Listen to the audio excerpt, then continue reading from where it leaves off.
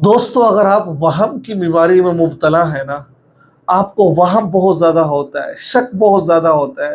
آپ نماز پڑھتے ہیں تو نماز کی رکعت میں آپ کو شک پڑنا شروع ہو جاتا ہے۔ آپ وضو کرتے ہیں، وضو میں آپ کو وہم ہونا شروع ہو جاتا ہے۔ آپ جو بھی کام کر رہے ہیں آپ کو وہم ہوتا رہتا ہے۔ یقین مانیں، آپ یہ کام کر لیجئے، وہم بھی ختم ہو جائے گا، شک بھی ختم ہو جائے گا، ٹینشن بھی ختم ہو جائے گی۔ ٹھیک ہے، آپ یہ کام کر لیجئے۔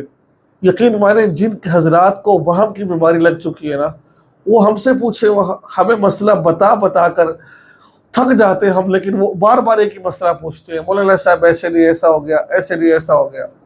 تو آج آپ کو وہم اور وسوسوں کی چھٹکارا پانے کا طریقہ بتا رہا ہوں آپ کو میں۔ پہلے تو میں آپ کو بتا دیتا ہوں، اگر آپ ٹینشن کے اندر ہیں، ٹینشن میں رہتے ہیں آپ، کیا بنے گا، کیسے ہوگا، کیا کریں گے، بھائی ٹینشن نہ لیا کریں۔ زندگی مختصر سی ہے، اور اللہ سے ڈرے، نماز پڑھے، قرآن پاک کی تلاوت کرے، اور یقین مانے اپنا جو سا کام ہے وہ کریں، باقی اللہ پر چھوڑ دیجیے۔ جتنا سوچو گے، جتنا پریشان ہوگے، اتنے ڈپریشن میں چلے جاؤ گے۔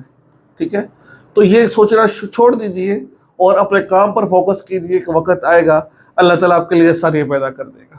ٹھیک ہے، نمبر 2، اگر آپ شک کے اندر مبتلا ہے، شک ہمیشہ شک رہتا ہے، آپ کو وہم میں رہتا ہے کہ پتہ نہیں کیا ہوگا، نماز پڑھی میں کتنی رکعت پڑھی ہے، قرآن پاک کے لیے وضو کیا کہ نہیں کیا ہے، تو آپ کے لیے میں پہلے تو ایک علاج بتاتا ہوں میں آپ نے کرنا کیا ہے۔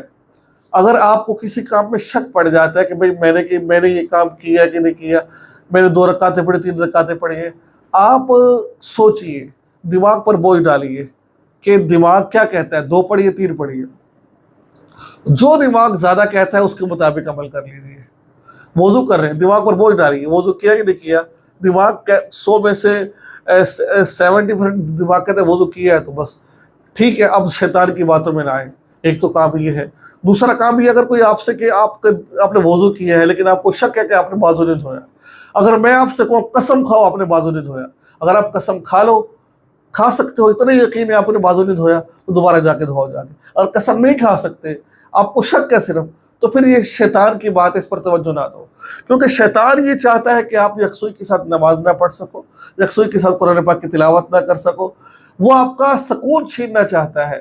اس وجہ سے وہ آپ کے دماغ کے اندر اس طرح کے وسوسے، پریشانی، یہ وہم وغیرہ ڈالتا ہے تاکہ آپ کے جو سکون کو برباد کر دے۔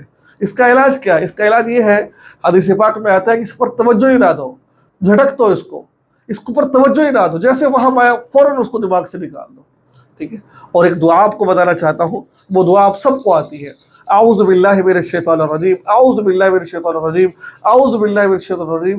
بہترین دعا ہے یہ والی، آپ اس دعا کا اہتمام کر لیجیے آپ، اور ہر نماز کے بعد 7 دفعہ سورۃ الفلق، 7 دفعہ سورۃ الناس، یہ 7 دفعہ پڑھ کر اولا کر درود پاک پڑھنا ہے، پڑھ کر پانی پر دم کر کے اس پانی کو پی لیجیے، اور ہاتھ پھیر کر پھونک اپنے ہاتھوں پر مار کر سارے جسم پر مل لیجیے اس کو۔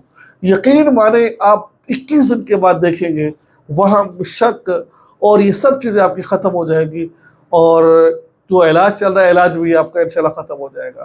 تو یہ کام ضرور کیجیے گا انشاءاللہ۔ OCD جس کو انگلش میں کہتے ہیں وہم، یہ سب چیزیں اللہ تعالیٰ آپ کی ختم فرما دیں گے۔ آپ کی دعا میں یاد رکھا کریں، چینل کو سبسکرائب کر لیجیے۔ السلام علیکم ورحمۃ اللہ وبرکاتہ۔